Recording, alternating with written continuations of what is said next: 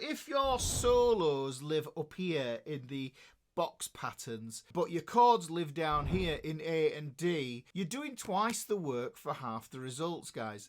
Eyup FretHeads, what I want to do today is I want to show you how those three chord shapes, the E, the A and the D shape, can become your built-in solo navigation system. We've got one root note, we've got a simple 2-string pattern, and your lead playing will finally connect to the chords that you're actually playing. Now the thing is, you can strum these all day, but turning them into solos can feel like guesswork. So what we have to do is find the root note in each of these shapes. The reason we want to find the root note for each of these shapes is because the root note is going to be our launch pad. It's where we launch a string pair pattern for the major pentatonic. But not just that, we're going to extend that pattern and we're going to get some other juicy notes in there as well. So, because this is an E shape, we can see that we have an open E here. That's the root note of the chord. We have another root note here. That's another root note of the chord. But what you might not realize is there is a root note hiding inside of this shape here, the fingers that you actually have on the chord. And it goes like this. It goes 5th, root, 3rd. That's what you have to remember there, guys. I call it 5R3, and if you've seen any of my other videos where I talk about 5R3, this is why you need to understand it. Now the thing about the E shape in the open position, it's great for showing you the E pattern starting here, but what if you want it further up the neck? We can utilize this E shape here in any position on the guitar neck, and this is the beauty of this because it moves it all around the neck. So let's take this shape here for instance, and we're going to look at that, and we just got to remember that we've got the 5th, the root and the 3rd there, guys. Right, so I showed you three shapes. I showed you the E shape, the A shape and the D shape. Let me put my fingers on an A shape here. We've got these 3 fingers on here. I know some of you guys will say I play it with 1 finger, but for showing you this I need to do it on 3 fingers here. And if I look at these 3 fingers, I've got the 5th, the root and the 3rd. So that middle note in that cluster of 3 is going to be the root note, just like it was with the E shape. Look, there's a cluster of 3 fingers. That middle finger there is the root note. The next shape we need to look at is the D shape. And if we look at the D shape, yet again, it's a 3-finger cluster. We've got the 5th, got the root and the 3rd again. And the middle note of that cluster is the root yet again. So it's really interesting that you can see here that the 5R3 of the E shape is those 3 fingers. We get the 5R3 again when we put the A shape on, and we get the 5R3 when we put the D shape on. And with a D chord, we get the open D string again, which means we could start here. If we're in the open position, then that's a viable starting point to play this 2-string pentatonic pattern I'm going to show you. Let's go back to this E shape here, and we know that we can use this, like I said, in the open position. And if we want to use it in the open position, what we're going to do is we're going to build a leg and a rectangle pattern. That's what I call them, because we can extend this as well. With this, we're going to go up a whole step here and then draw a rectangle. Now if I play that all the way to the root over here, which happens to live inside our E chord,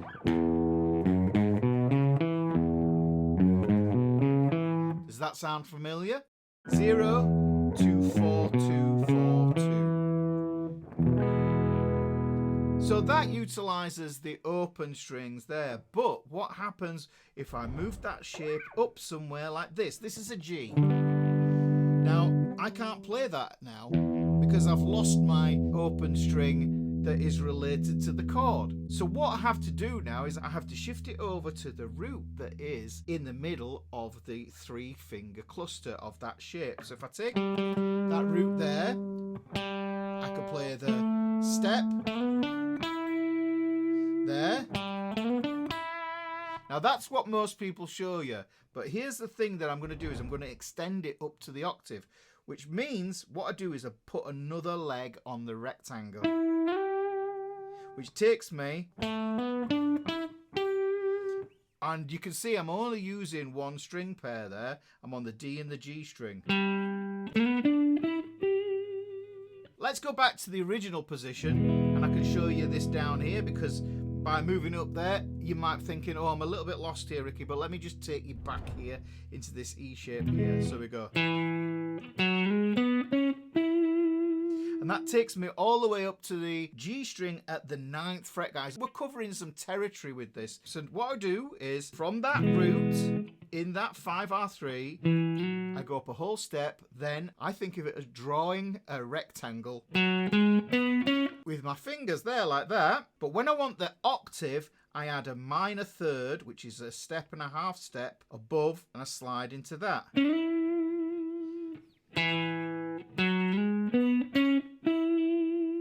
And that gives me the full pattern. Now that's really cool, because what I've done is I've landed back on my root note, which means I can play exactly the same pattern again. It's going to be a bit tricky on the G to the B string because I have to make that compensation. So I get the same scale idea twice there, but with only one pattern needing to be memorized. So that's the E shape taken care of. Let's move over to the next shape, this A shape just here. And we can see 5R3. That's the thing that helps you. This is your North Star here. So this is going to be the root note. I'm going to take that same idea, and this is going to help us to connect the E and the A shape together. So look, this is moving up from the G to the B string. And this is the same thing that I did before, but now you can see which shape it comes from. It comes from the A shape here. So I go up a step. If I just play the rectangle, you can hear it sounds wrong. That's because we need to compensate by going up one fret between the G to the B string to maintain the 4th between those two strings. And it gives us this little rhomboid pattern. Can be tricky because it feels like your legs and your fingers are crossing over.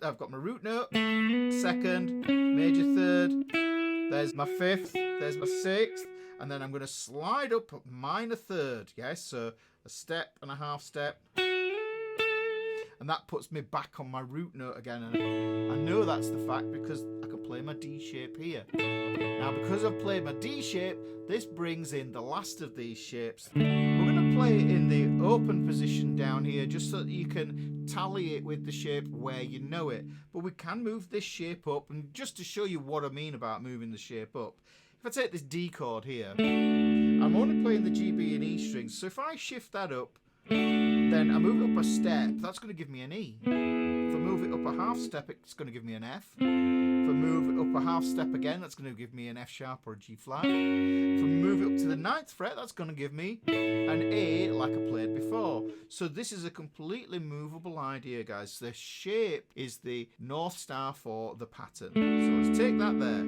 Right, now I know by looking at my fingers here, I've got 3 fingers on yet again, and those are my 5R3. So if I take the root, move up a whole step, play the rectangle because I'm back on a perfect 4th string pair. Now I need to finish this pattern off. So I've got the root, 2nd, 3rd, 4th, 5th. And there is my octave again. So what have we got so far? We've got 3 5R3 shapes, which are the E, the A and the D shapes. And then we have our root notes, which come from the 5R3 that we discover in those shapes. And then what we have is our string pair pentatonics. And let's make sure that you absolutely get this. These are not the limited pattern where we have 3 notes, then 2 notes. We extend it because we want to get the full range of the octave in there. So we get a leg, rectangle, and then a longer leg, which is a minor 3rd. We're always going to have that pattern. Now the cool thing is we can add some notes in here to make this a bit more fancy. I'm in the E shape here, start on the root note, move up that whole step that I need to for the leg of the shape. And if I fill in here with this note here, I get the flat 3rd, which is the note that changes the major pentatonic into a major blues scale.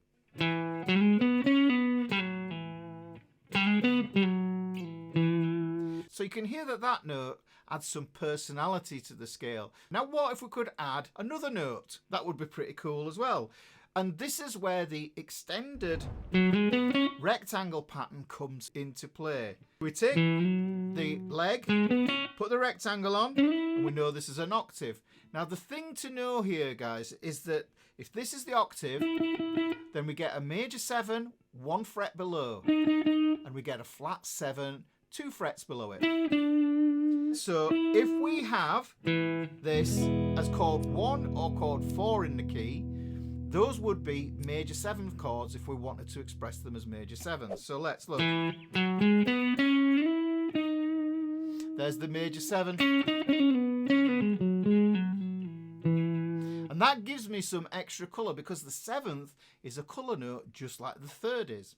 There's one more chord in the key that is major, but that has a different kind of 7th. That's chord 5. This gives us the bluesy sound. So to get the bluesy sound, this is a really cool shortcut, guys. We've got this E here. Now I could put that on here. And I can see that this becomes an E7. We do the same thing when we want to turn this E shape into an E7. What we do is we take that 3rd finger off, which basically takes the root note down a whole step. So we do the same thing with the scale. And there we get the flat 7.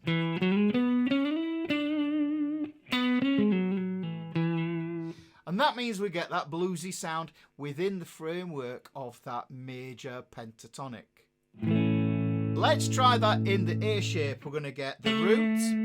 We move up a step. That's where that flat 3rd is. Compensate.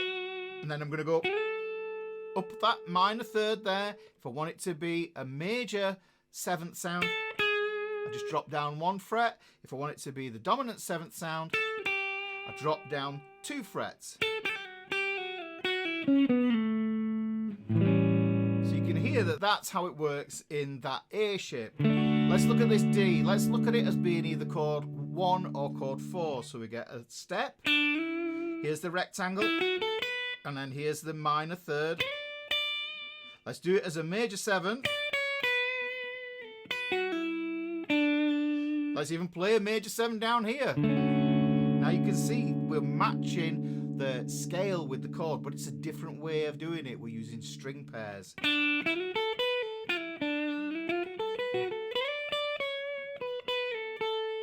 You can hear that that works with that, but it gives us this range on the neck that we don't have in pentatonic box patterns. So let's look at this as being a 7th chord like this. And you can see here, if I take the D chord, take that root note, you can see it lowers down 2 frets or 1 whole step to get to that D7 there. Let's do the same thing here.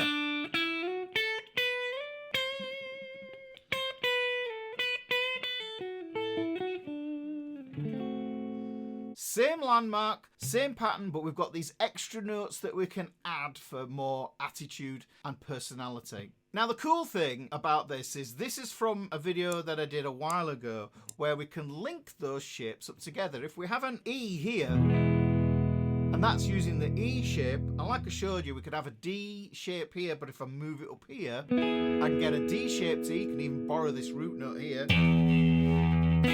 To get that there, then what I can do is I can link those two up.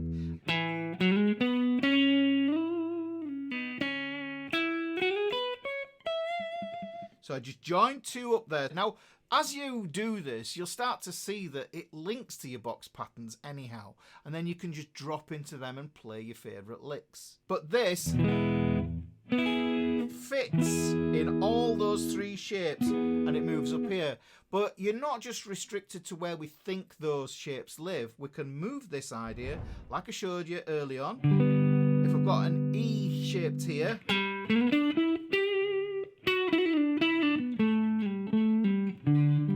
so I've got that going on there, and I can play that into this 7th sound.